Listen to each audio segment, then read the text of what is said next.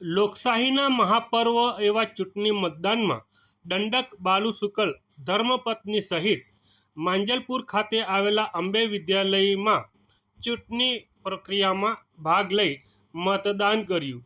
સાથે જનતાને અપીલ કરેલી છે કે તમે પણ વહેલી તકે મતદાન કરો અને કરાવો.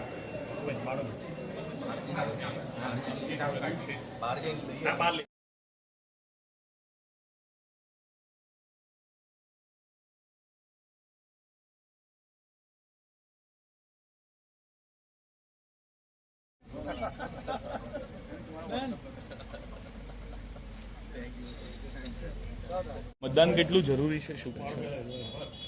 ભારતના બંધારણે ભારત દેશના તમામ નાગરિકોને મતદાનનો જે અધિકાર આપેલો છે, મને લાગે છે કે એ સર્વશ્રેષ્ઠ અધિકાર છે.